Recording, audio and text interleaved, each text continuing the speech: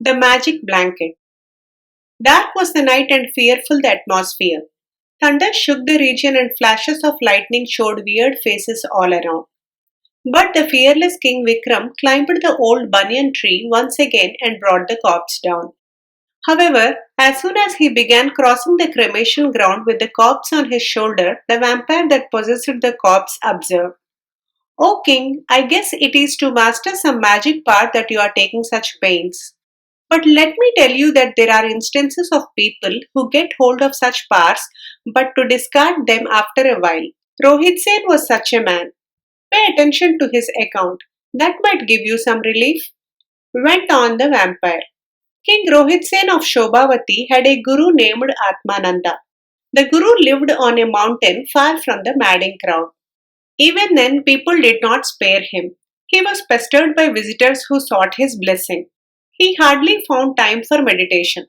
Vexed with the situation, he charged a blanket with such power that he became invisible when he covered himself with it. That gave him the desired peace. Whenever he wanted to be alone, he sat covered with the magic blanket. Visitors went away under the impression that he had left the place. One day, while walking along a narrow path on the hill, he slipped down into the valley below and lay unconscious. The blanket lay on the mountain. An hour later, a poor traveler happened to see the blanket. He carried it to the market and sold it to a beggar for a small price. The beggar covered himself with the blanket and instantly grew invisible. The miracle occurred while a number of people looked on. The news spread at great speed. All were discussing the miracle. A gang of bandits heard about the magic blanket. The chief of the gang ordered his followers to trace the beggar and kill him and get hold of the blanket. He knew that he would be able to infiltrate into the royal treasury if he possessed the blanket. The beggar too knew that he could steal from any place by the help of the blanket. But he was honest. He did not like to steal. At the same time, he was afraid of going out for begging lest he should be seen by the bandits who were out to kill him. He entered the king's court invisible and then grew visible by removing the blanket from his person. He offered it to the king. The king, who had heard much about the blanket, was delighted to receive it. He arranged a handsome monthly allowance for the beggar. Upon recovering his consciousness, Atmananda looked for his blanket. Soon he heard that the king had already reached the king. He proceeded to the royal court.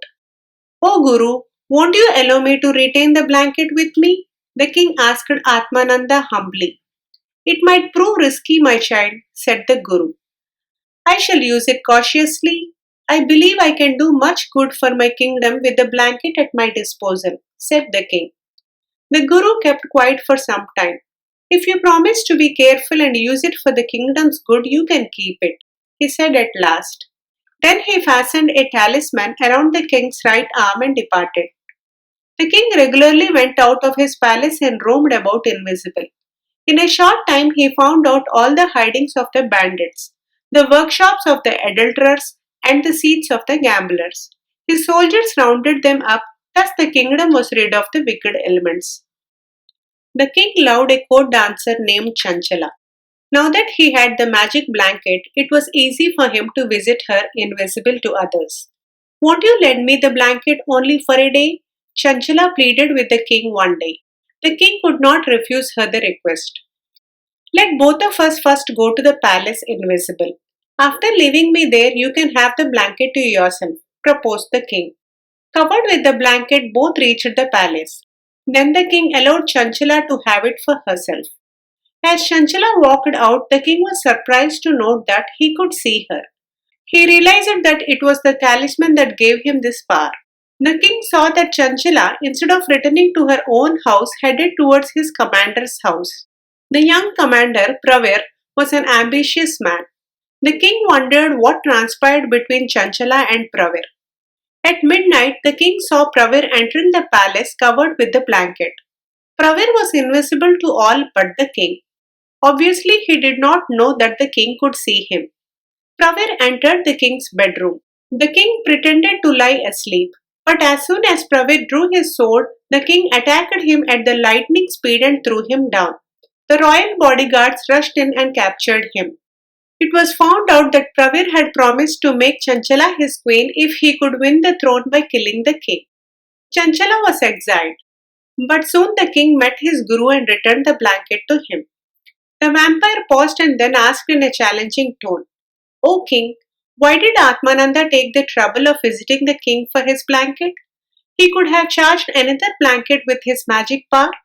Secondly, why did the king return the blanket to Atmananda even though it proved so useful in bringing the wicked elements to book? Answer me, if you can. If you choose to keep mum despite your knowledge of the answers, your head would roll off your shoulders. King Vikram replied at once. It was not to get back the blanket, but to arm the king with the talisman that Atmananda had visited the king. The king returned the blanket when he realized that he had lost his right to retain it any longer. As long as he used it for good causes, he was safe. He ran the risk of losing the life from the day he began using it for satisfying his personal desires. He would have been killed by Pravir but for the talisman. As soon as the king concluded his reply, the vampire, along with the corpse, gave him the slip.